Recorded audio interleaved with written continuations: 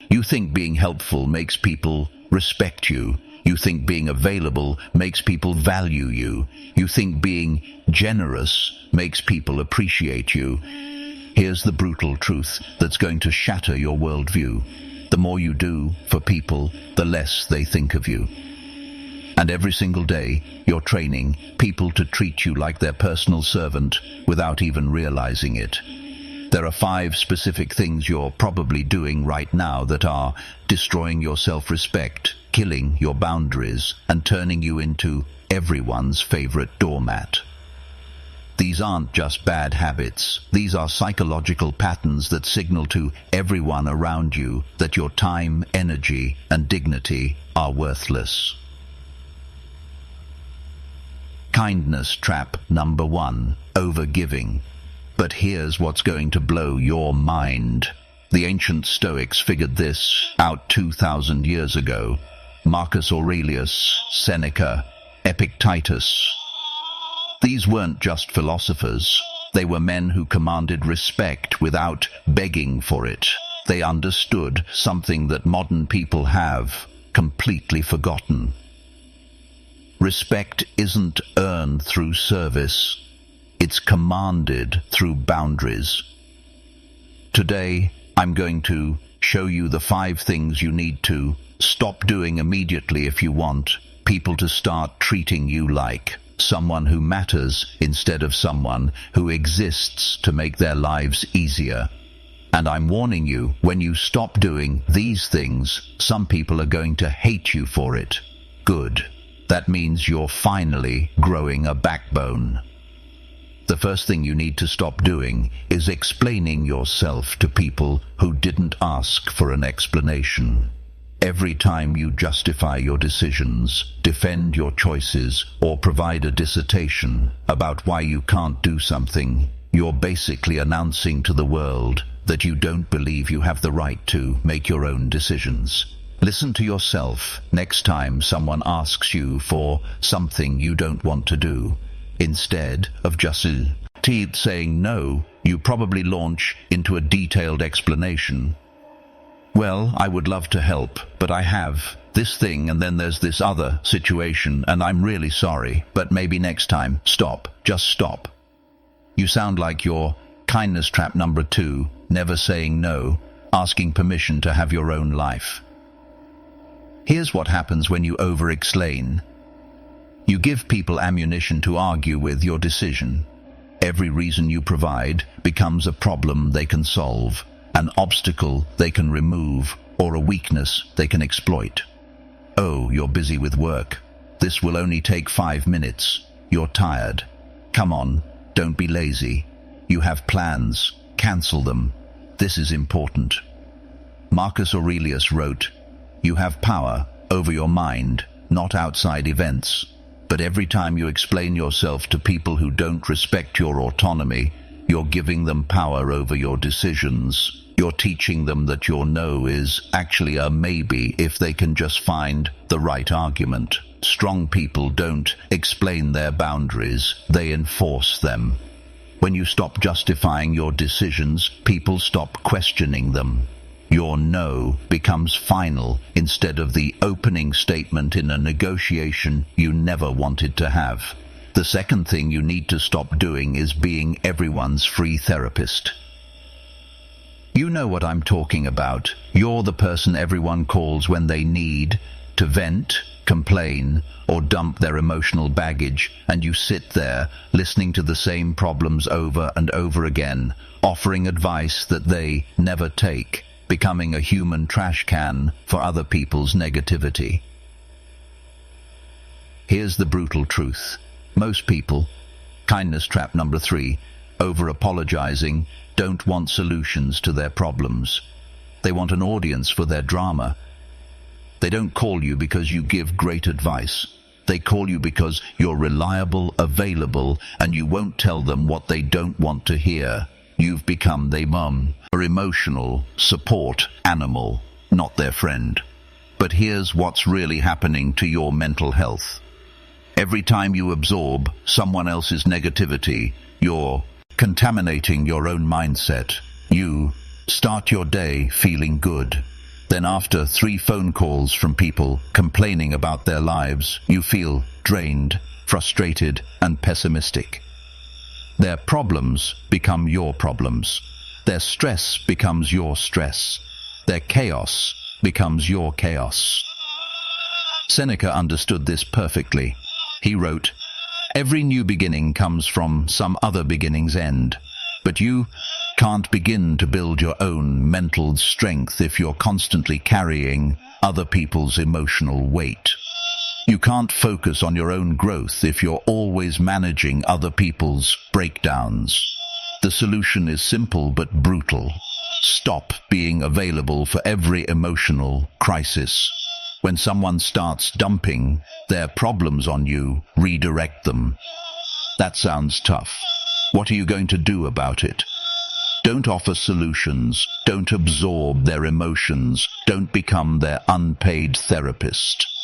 The third thing you need to stop doing is lending money and doing favors for people who never return the gesture. You know these people. They're always broke when the bill comes, always need kindness. Trap number 4, forgiving too quickly. Help moving, always have emergencies that require your time or money.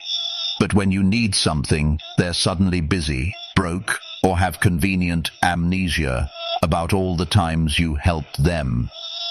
Here's what you're actually doing when you keep helping people who don't help you back. You're training them to see you as a resource, not a person.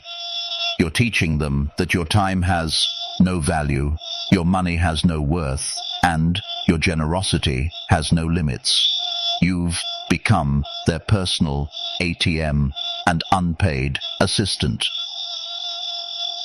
But here's the psychology behind why this destroys your relationships. When you give without receiving, you create an imbalanced dynamic where they feel entitled to your help and you feel resentful about their selfishness. They start expecting your generosity instead of appreciating it. You start feeling used instead of valued. The relationship becomes transactional, but only in one direction. Epictetus, who was literally a slave before becoming a philosopher, understood this better than anyone. He taught that you can't control other people's actions, but you can control your responses. When you keep giving to people who only take, you're choosing to be enslaved by their selfishness. The Stoic approach is reciprocity-based generosity. Help people who help others. Lend money to people who pay it back. Do favors for people who return them. Your generosity should be a reward for good. Kindness. Trap number 5. Putting everyone before yourself. Character, not a subsidy for selfishness. The fourth thing you need to stop doing is apologizing for taking up space in the world.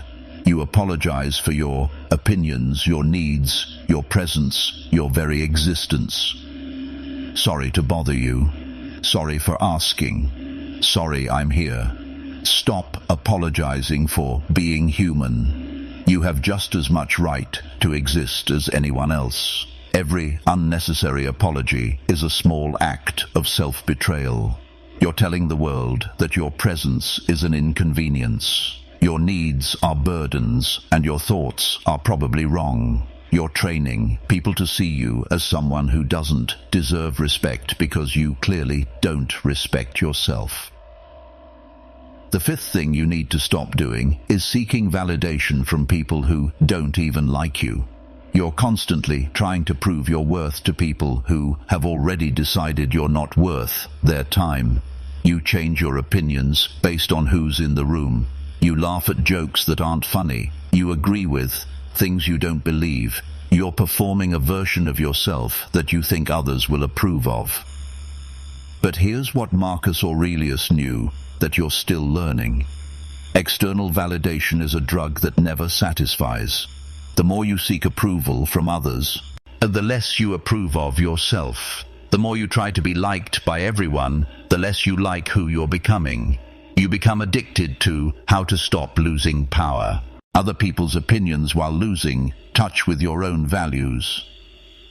Stoics don't apologize for existing, and they don't need permission to have opinions. They know their worth isn't determined by popular vote. When you stop seeking external validation, you start developing internal strength. When you stop apologizing for being yourself, people start respecting who you actually are.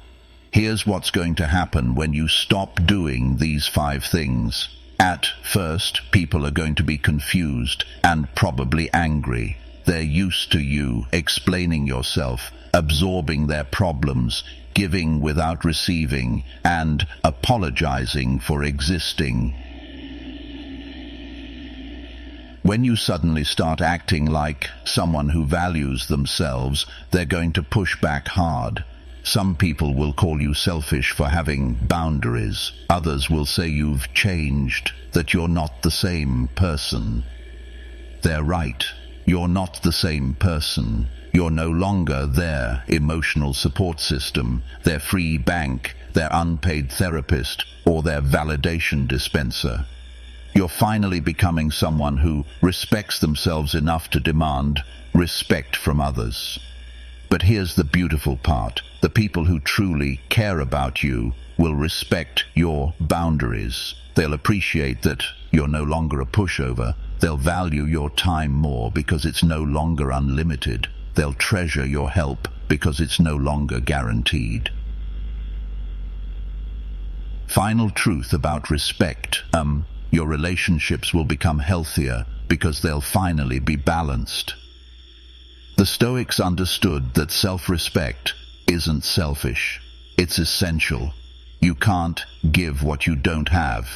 If you don't respect yourself, you can't teach others to respect you. If you don't value your time, no one else will. If you don't protect your energy, everyone will drain it. Marcus Aurelius wrote, "How much trouble he avoids who does not look to see what his neighbor says or does." Stop worrying about what others think of your boundaries. Stop explaining your decisions to people who don't respect them anyway. Stop being everyone's solution and start being your own priority. If you're ready to stop being everyone's doormat and start commanding the respect you deserve, subscribe to this channel. Next week, I'm revealing the 3 phrases that instantly shut down boundary violations. And the week after that, how to spot people who will never respect your boundaries no matter what you do. Drop a comment and tell me which of these 5 things you struggle with most. The most honest responses will help me create content that actually changes lives instead of just getting views.